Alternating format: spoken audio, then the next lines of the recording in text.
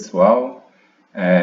Estou fazendo um vídeo aqui só para comentar as respostas dos exercícios que foram solicitados na última aula.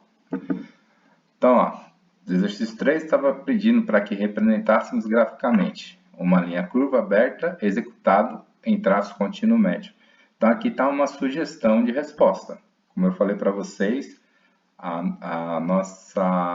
essa era uma pergunta aberta que você poderia responder de outra forma. A criatividade aí é sua. Mais uma curva aberta pode ser representada como essa sugestão da apostila.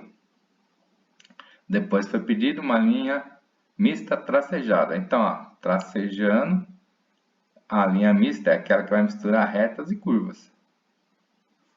Então, aqui tem uma outra sugestão que poderia ter sido feita. Nós temos também uma linha poligonal fechada, combinado, traço e ponto. Então, tracinho, pontinho, tracinho, pontinho, tracinho, pontinho. A linha poligonal, ela é caracterizada somente por ter linhas retas. Depois foi pedido para traçar uma reta R de traço contínuo fraco, uma reta S de traço contínuo médio e uma reta M de traço contínuo forte. Então, gente, aqui, ó, só traçar a reta, e ele chama de reta R porque é o nome da reta. Lembra que a gente nomeia as retas com letras minúsculas? Então, tem a reta R, S e M, cada uma conforme o traço foi solicitado. Depois, uma linha curva fechada pontilhada. Tá vendo? Só com pontinhos. Então, uma linha curva fechada, ela não tem retas, só curvas. E ela tem que fechar. Pois foi solicitado uma poligonal aberta, da qual façam parte os traços dados. Então, aqui tem mais uma sugestão da apostila. Se você fez de outra forma, está correto também. Porque aqui, como eu falei, são sugestões. Olhando ao redor, esse exercício pedia que nós destacássemos linhas de diferentes formatos usando canetas coloridas. Então, o que eu fiz? Eu peguei minha caneta vermelha, passei por essa curva aberta e escrevi com a própria caneta vermelha, para saber que o vermelho representa a curva aberta. A linha reta, aqui é uma caneta verde, apesar de não estar dando para ver direitinho, na linha reta. E tem, se você marcou outras coisas, também está correto. Depois eu vou dar uma olhada com vocês em sala para ver o que vocês assinalaram. Então, aqui está a sugestão do que eu vi. Por exemplo, aqui, ó, o que me chamou bastante atenção foi essa curva fechada. E aqui, ó, eu considerei linhas mistas, porque tem uma parte reta, depois tem a curva.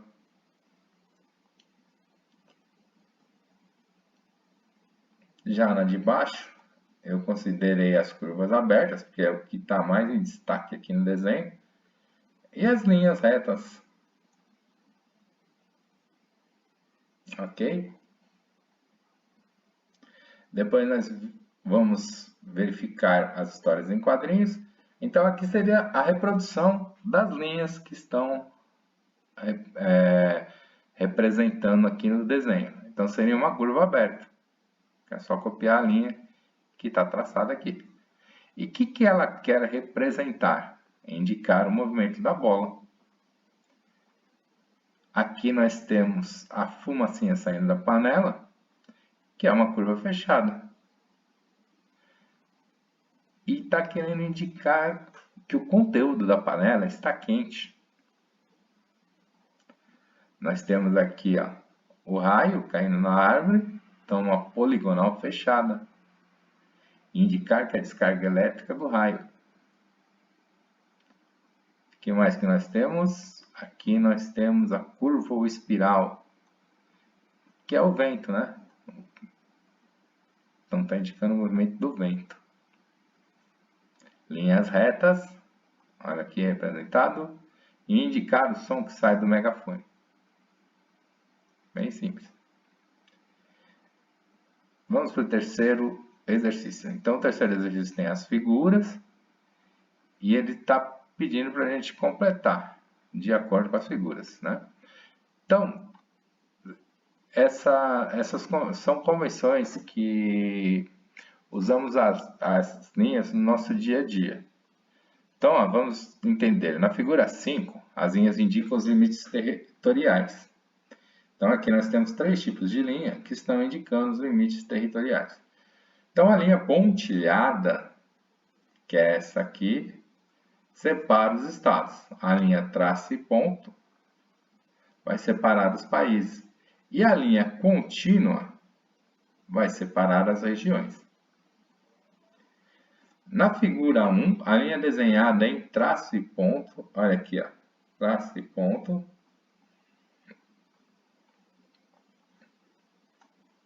indica o eixo de rotação. Na figura 2, a linha contínua indica o que está visível e a tracejada o que não está visível nessa representação dessa forma especial. Então, nós temos uma representação de uma casinha. Em desenho técnico, desenho de arquitetura, é comum usarmos linhas contínuas, onde nós vamos representar as partes visíveis da casa. Quando queremos representar algo que está por dentro, nós usamos linhas tracejadas.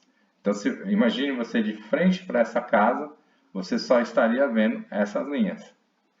Mas para a construção da casa, você sabe que ela segue essas linhas pontilhadas também.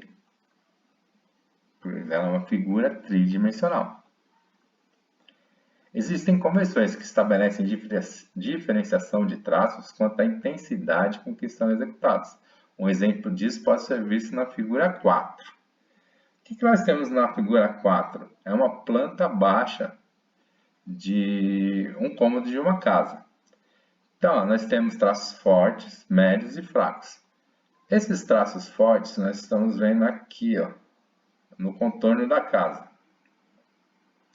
Em arquitetura ou engenharia civil, esses traços fortes aqui indicam paredes de sustentação.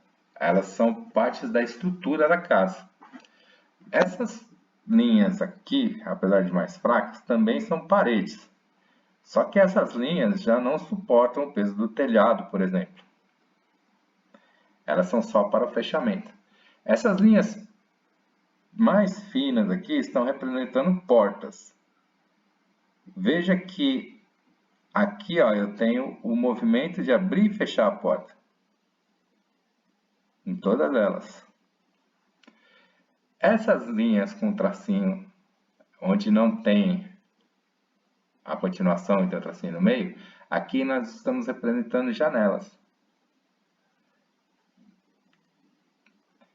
Aqui nós temos uma escada, está mostrando a diferença de nível, esse triângulo, mais escadas, até tem o corrimão aqui. Então esse aqui deve ser um andar superior, onde eu entro para os quartos, tem um banheiro, e aqui um outro cômodo, pode ser uma cozinha, alguma coisa do gênero.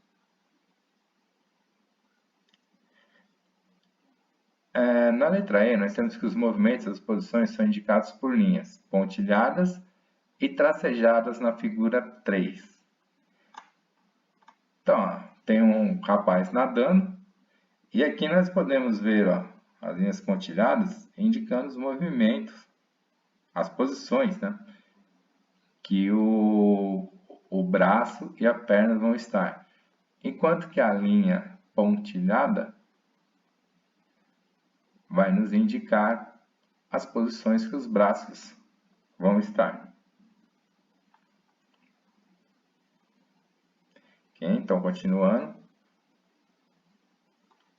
Quais as dimensões devem ser medidas para avaliar o tamanho da caixa e da fita do slackline? Indique-as nas imagens. Então, ó, como nós temos uma figura tridimensional, nós temos a largura, a altura e o comprimento. Já o slackline, por ser quase uma linha, ele tem comprimento e largura só. E aqui tem um comentário interessante. Ó. O slackline é um esporte no qual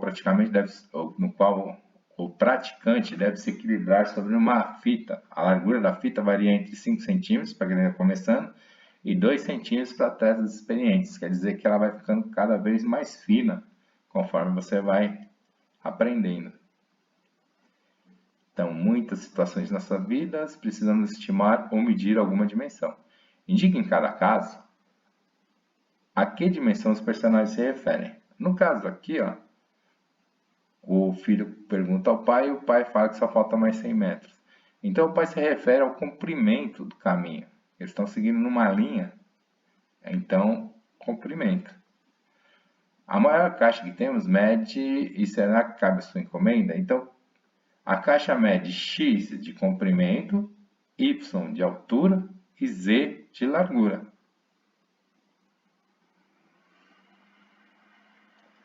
Aqui nós temos os casos especiais, em que algumas dimensões são representadas por outros nomes. Veja nas imagens abaixo as dimensões indicadas e relacione-as com seus nomes.